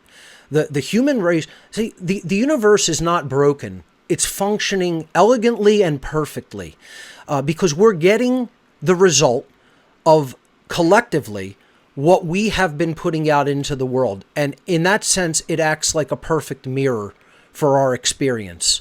You know, we act, we behave in the world, and then natural law responds and says, well, if that's the quality of your behavior, this is the quality of your experience. So we're getting what we quote unquote deserve as a civilization, as a people, as a species. And there's nothing wrong with that. That's not negative news, right? That's actually great news, because then who has the ability to change the quality of the behavior that we're putting out in the world? We do. We are not electronic machine puppets that someone presses a button and a behavior comes out of the person. That's what they want. They want to make the world that. They want to make it an inescapable electronic prison cell, that they press a button and a being behaves a certain way, like a computer program responds to a button being pressed. They certainly are not at that level yet. They want to get there through mind control, and they want to get there through direct control over the physiology of the body through drugs and electronic means. Certainly, that's part of their agenda. But the good news regarding natural law is we have free will, and if we use it wisely, we can change the quality of our behavior and then change the quality of our collective experience here on Earth. If we want to abdicate that responsibility, if we want to claim it doesn't exist, if we want to do all kinds of things to shirk the personal responsibility that we have for changing ourselves for the better, then there will be a negative outcome. But the understanding of how that dynamic functions is very powerful, positive news that, honestly, when I just even state it, it makes me feel good that it works like that, because that is the absolute brilliance and love of the creator of the universe. Why would it not set things up like that we can actually, quote unquote, control the direction, control the flow, etc. And if we want to learn how it works, we'll do better, and we'll experience better and greater things, and higher levels of freedom and unfoldment of consciousness. If we don't, engage with the natural law like that, and we want to remain ignorant, and we want to just continue to create totally unconsciously, then the creator says, well, if that's how uncomfortable you are in stepping up and putting on the big boy pants and learning how things really work, you can stay where you're at for as long as you want. But don't expect that to be necessarily too comfortable, because, you know, if you're a 23-year-old human being still sitting in kindergarten or nursery school, let's say nursery school, even in a diaper, you know, that's not good progression as an adult. You know, a 3-year-old may belong there, but and even, you know, that would be questionable if they haven't actually learned, you know, to use the bathroom properly. But the whole point is, you know, that we have to progress at a steady, legitimate pace. And I think that the understanding of natural law is one of the most positive messages possible for human beings to grasp and to recognize. And it puts that darkness into perspective. It's like, well, you've allowed this to go on and sometimes condoned it and sometimes cooperated with it. So do you expect a good result? You know, and then if you understand how natural law works, you would immediately say, well, clearly not. This is working perfectly as the law of the creator of the universe. Once we grasp its understanding, I think, you know, that positivity in the understanding of how our world is structured, people will no longer see it as just chaotic happenstances, all blending and meshing together. They're going to see it as elegant function that is exactly as things are intended to work, and it's exactly as they are set up to work. So, you know, I'm really, really happy to hear that your work is going to be headed in that direction in the future, already is. The recent videos, like I said, are spot on and very profound and powerful, especially when it comes to the aesthetics. Let me shift gears and ask you about your work in that regard. How do you go about your aesthetic work, the look of your work? Because your work has a profound, striking look. I also share that regard in, I think that aesthetics are important. I think the way you conduct your production values, etc., has an effect on the mind. It has an effect on the psyche. And that is what you're talking about in this last segment about art, right? When your friend said to you, do the art, perform the art, that's what real alchemy work in the modern day is. It is, we are here to be creators with a small c. Be creative, do art, make music, make poetry. But whatever you do, if you're going to make a podcast or videos like your great work, like you do in your great work, just speak out. The voice is the ultimate creative thing. It's a weapon in the war for information. And we're having a technical glitch here. Hold on. Let me see if I can clear that up. There we go. All right. So I don't know whether that was a loose cable or not. I just seem to be able to correct it. So, you know, I just wanted to get out there and get your take on this. The power of the human voice. The universe is spoken into existence. If we're not speaking out, we're not really doing the work that we're here to do. We have to put our voices out there in some aspect. And again, as you said, that could take a myriad of forms creatively through different art forms. Your response to that? Yeah, when I was like back when I was like I said, I was at the ashram, and I realized I believed there was something going on, and I wanted to get back involved. And I started practicing the law of attraction. I was lucky enough to have a little bit of Bitcoin I bought in 2017, and so I took that Bitcoin. I went to Hawaii. I rented a place. I've been to Hawaii before. I believe Hawaii has a lot of magical. It's a very supernatural place. So, you know, that's just my own little superstition, I guess. But I went to Hawaii, and I started, you know, applying these principles. So I started expressing gratitude or thinking about where I wanted to be, visualizing where I wanted to be, and then bringing up the emotion of gratitude as if I was already there, and then putting things into action. So what did I do into action? Well, at first I was like, what am I going to do? Because I would have been content just sweeping the floor somewhere to help out. I just wanted to be involved. I just wanted to serve. I still had a lot of self-doubts at the time as to my own talents, but I said, okay, well, what do you want to do? And the answer I came up with was do what you love to do. That seemed like the right answer. Well, what do you love to do? Do what you love to do. Well, I've been making these videos since I was literally a kid. First thing I ever did is I did a documentary of the dinosaurs in my sandbox when I was 9 years old with a Super 8 camera and the help of my parents as a production team. And in high school, I was doing this, and then I've been doing it, but I never had, I didn't really have the confidence, so I never really actually thought I'd be doing that. I just started doing it for the magic, right? You have to do thought, emotion, and action. So I started making videos on YouTube. No one ever watched them, but I would do them 5 nights a week. And once again, like I said, I didn't assume I was going to be doing videos where I ended up. I just was doing what I love to do. Even when I got the job at Infowars, I was hired on to do editing things, and doing reports was a total side thing. It was basically like, and if you have any time for reports, do reports.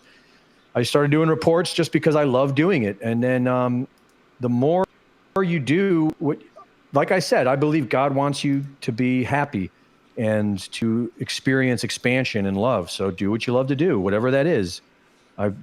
That's the in my experience, that's how you find your niche. That's how you find your path. And so, yeah, I love doing this. And so when you love doing something, I love the story of the samurai, because the way I interpret the story of the samurai is find a craft that you're passionate about and that you love doing, and make your life about mastery. Make it about every day is another opportunity to become better at this thing that you love to do. And that's your contribution to the world. And I believe everyone has that in them. And it's a great way to live. Now I'm at the point now where all I do is my reports.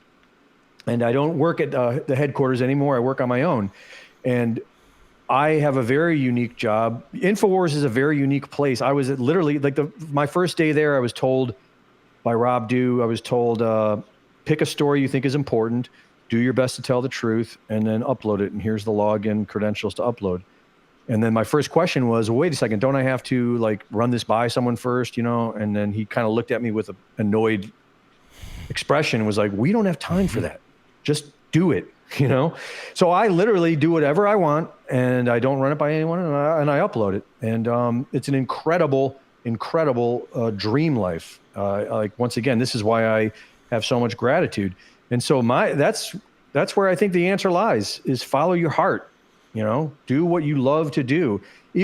I'll be honest, it seemed silly, the idea of making videos. Now it makes sense. Of course, make videos, it's obvious, but because it was so close to me and because I loved it so much, it didn't seem realistic. It seemed like I was just being selfish almost, oh, what do you think? You're just going to do what you love to do the most. And yeah, I think that's it.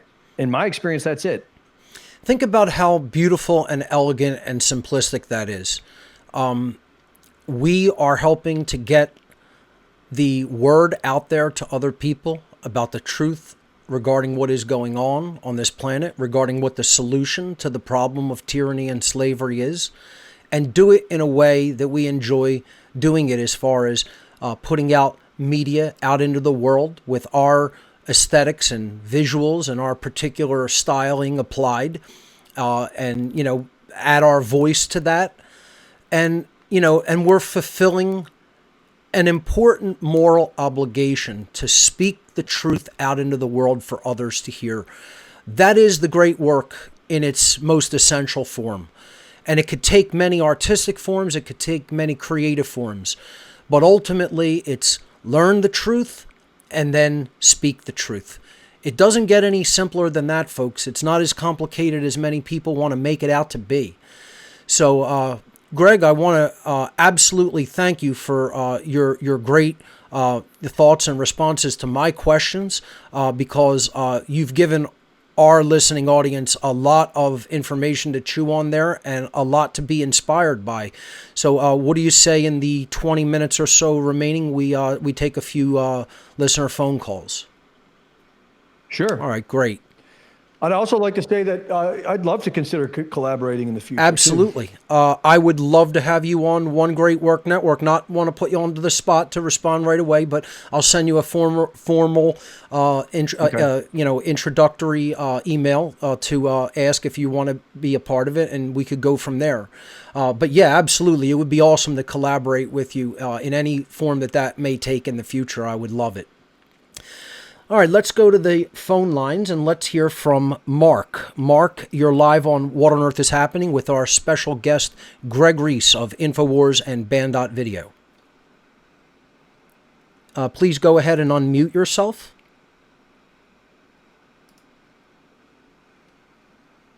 There you go. Hello, I'm very new. I'm from France. Okay. And I'm trying to translate your video in French, because French people do not access to this content, and I feel it's necessary to extend the view of the crisis to your position.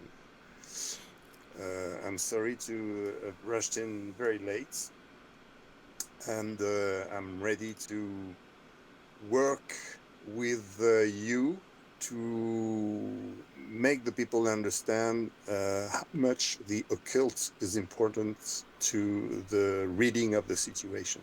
Exactly.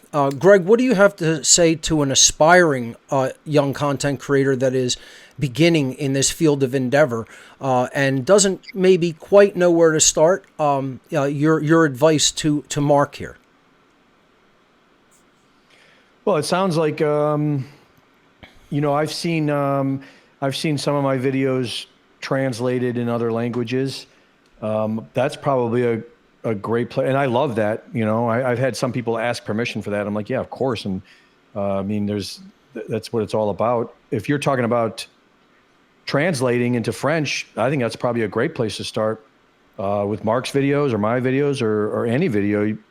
It's all about getting the information out there, and it's really all about putting yourself in action. Once you start doing it, there's a saying, I'm probably getting it wrong, but something like take one step towards God and God will take, I don't know how many steps towards you, a bunch more than one or whatever.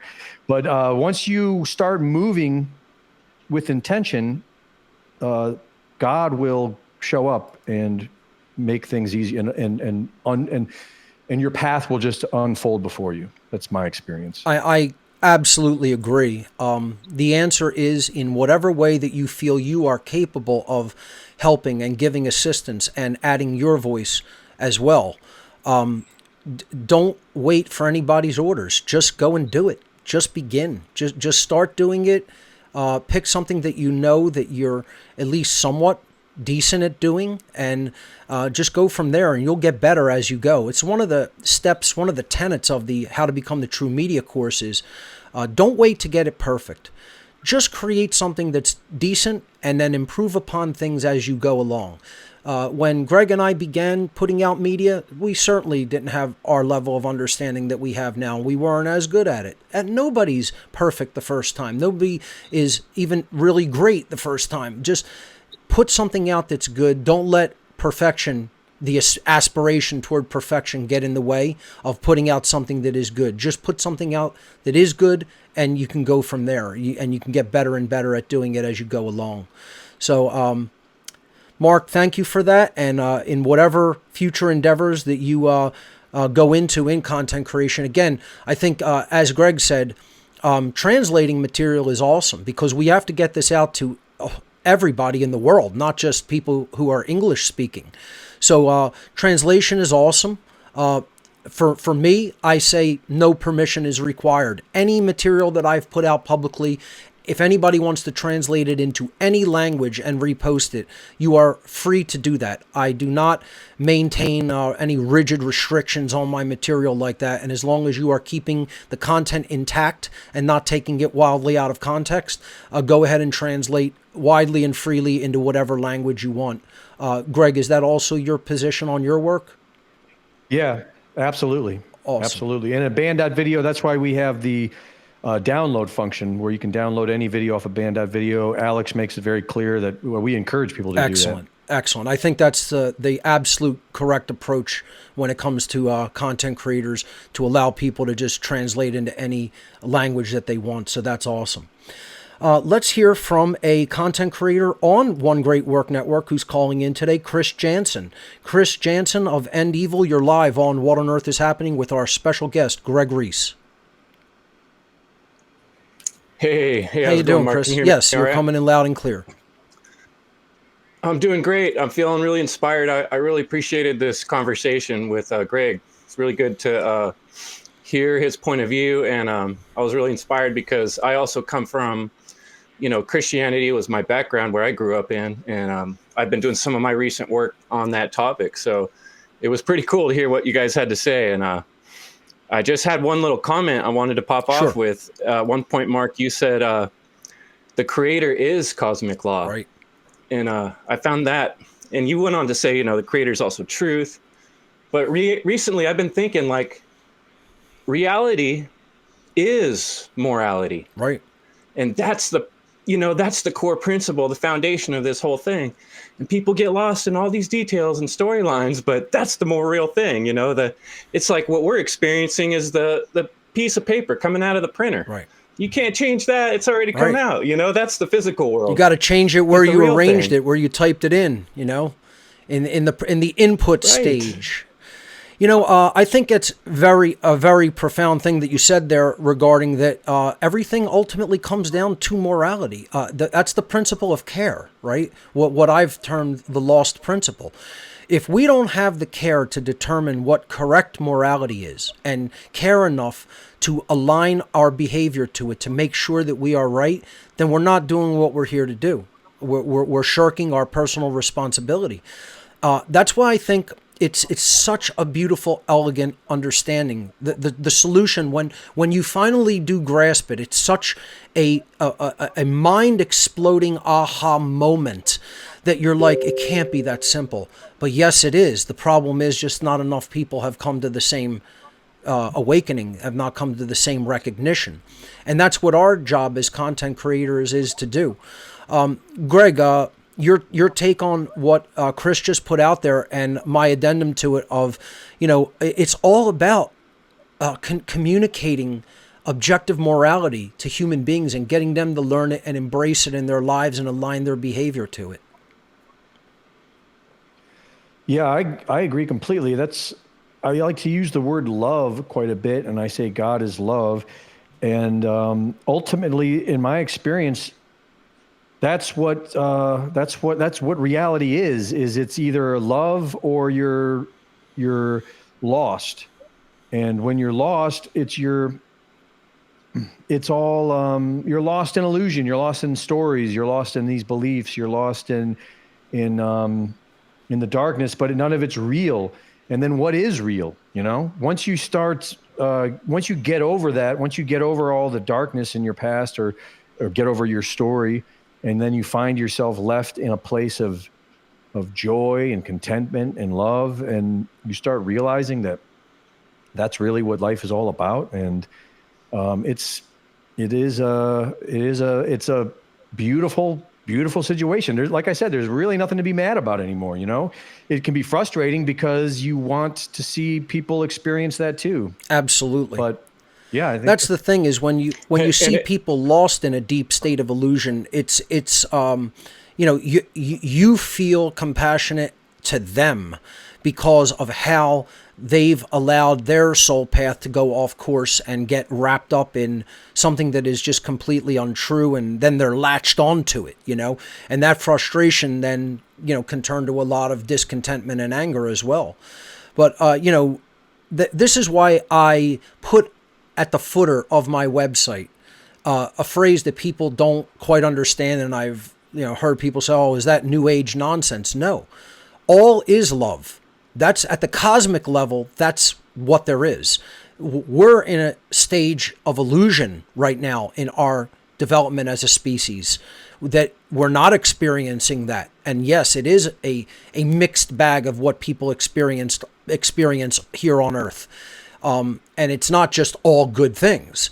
But at the cosmic level, if we understand the nature of the underlying nature of the whole reality, it is pure love. It is pure truth. It is pure law. And that is why at the bottom of my website I say all is love, fear is illusion. You know, to the extent that people are not in the state of consciousness where they fully recognize objective truth, objective morality, the existence of natural law, and how that is the governing dynamic of human behavior in the aggregate, to the extent that they do not understand those things, they're in illusion. And to the extent that they do fully understand and integrate and align their behavior to those things, they're existing in a consciousness of love. And that's what I mean when I say the phrase cosmic love, because that's really the essential nature of all of reality. The divine truth. Mark, it's so beautiful to hear you speak, and I always like the way you put things together. And I just think the other thing that really popped off for me was, you know, it's not like you ever get there. Like you're at the top of the mountain and you're done and you got it all figured out. It's like life just keeps giving you more opportunities to re-understand this thing and be conscious, like you said, be in the moment and be real. There will always be another challenge on the horizon, for sure. And that's what we have to keep in mind, that we have to continuously renew ourselves and be up for new challenges as well. Yeah, and it's just so cool to see, you know, like you guys, I feel really like lucky to be able to talk to people of your caliber that have these understandings, and that's our opportunity to keep everybody watching, for them to keep re-realizing the importance of every moment. We all have to keep re-realizing this and keep trying to refigure it out, because everything's changing and around don't us. slip backwards into illusion. The instant a new psyop is triggered, you know, they pull the trigger on a brand new one. Chris, plug your material and your website, and then we'll move on to another caller.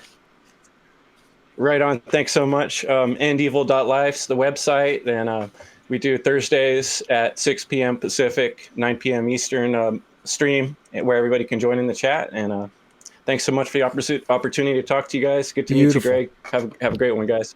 Have a great day. All right. Awesome. Chris Jansen of End Evil, endevil.live. Check it out. Let's hear from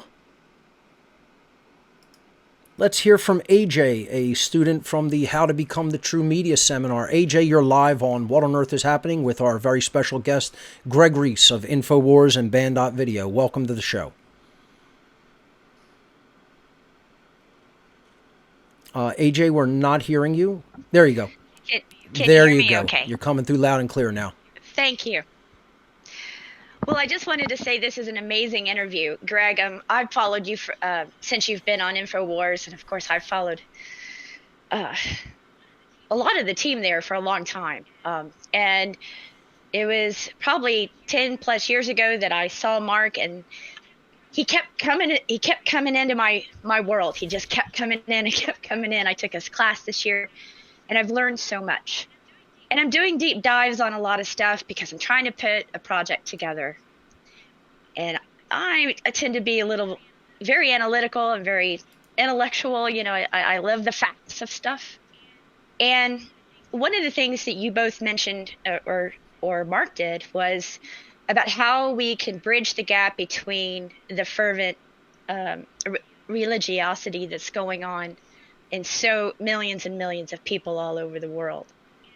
And one of the things that I think would help bridge that is to discuss what objective reality really means. Because, you know, natural law are the immutable laws of our realm, our universe, our world here. And when we can get it simple and basic, I think that that's going to really blow a lot of egos up. And, you know, because the ego, we've all had a really tough time getting to where we are at this moment in this day. And what I'm finding is that understanding those principles has made life so much easier. And it almost has put my ego not on a back seat. You need to have you have to have your ego for social defense, Right. of course, but it's not where I'm sitting on my laurels. I'm looking at, the accolades, or, I know that no one's going to watch my first presentation. I'm not worried about it. What I'm thinking about is that that's okay that no one does watch it when I finally get it done, because I'm in the middle of doing it. So I just wanted to say that objective reality regarding natural law and those immutable laws that are in our realm, our world, our universe now, make things so much easier, so that you don't have to deal with the egos. And then when everybody's ego's flattened, it seems like we can connect instead of connecting to a role or a legacy or a legend or whatever somebody might be. It's getting down to the person. Anyway, I yield, and I appreciate you letting me talk, and this has been a fantastic interview. Thank you so AJ, much. thank you so much. Greg, your take on what AJ just brought forward.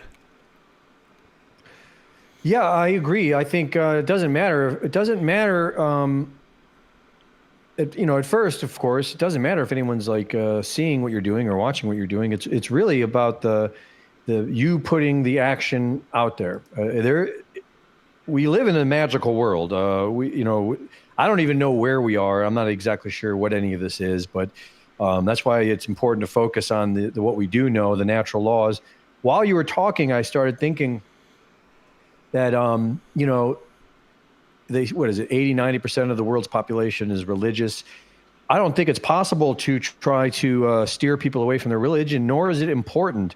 One of my favorite things is, like I was saying before, is comparative religion.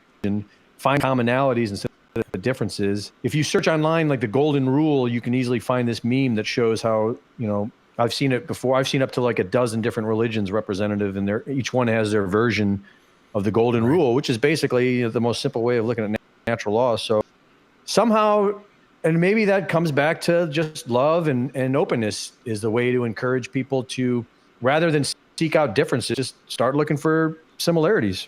And whatever you do, don't give up. Just keep moving forward. Keep putting out content. Because, yes, while it may be true that not a gigantic audience will immediately inundate whatever video upload service you end up uploading your first video to. Maybe after you do 20, there will be a huge audience there. Maybe after you do even 10. So don't immediately think, hey, nobody's going to be checking out this material. You have to have the attitude of persistence, and there does need to be a modicum of patience involved in building a following for your content. So it will happen. Just don't give up and keep moving that forward. That's one of the most important tenets that I teach in How to Become the True Media. Greg, your take on that, because a lot of content creators tend to get discouraged, and they feel like they're not building enough of a following or an audience, especially quickly or right at first. Your take that it's just very important to stay the course and keep moving forward and keep just doing the work. Yeah, absolutely. The stuff I was doing in Hawaii, I just actually revisited it recently, and it's like those got, maybe 30, 40 hits on each one. I've done some work like the first couple of years of Infowars. Some of the videos that I think are the best videos I made, I've gone back and looked at, and they still haven't had that many views compared to what I've been getting lately. What I found is that there is always, and you were right for saying that the ego it's not a bad thing. We need it for a lot of things. And so that's part of making these videos involves some ego. And what I found is the more I can let go of my ego and trust God, the better I am. And because you just can't, you can't listen to, you have to listen to yourself to a certain extent, but you have to let go. Like for example, the videos, typically the videos that I think are my best videos turn out to not be that popular. And the ones that I think are crap, like where I'm literally like uploading this video, I'm like, well, this fucking sucks. Excuse my language. those turn out to be some of the best ones I do. So what I've learned is really just to let go and do the Greg, work. that's a perfect focus on the work. That's a perfect place to leave it. Unfortunately, we are out of time for this episode of What on Earth is Happening. Thank you so much to my very special guest, Greg Reese. Check out his work at Infowars and Banned.video. Go to his channel on Banned.video. Tremendous videos up there. Greg, thank you so much for being on What on Earth is Happening. I'd love to collaborate with you in some ways in the very near future. I'll see you next week, folks. Tune in for the next episode of What on Earth is Happening. Government is slavery. See you here next week.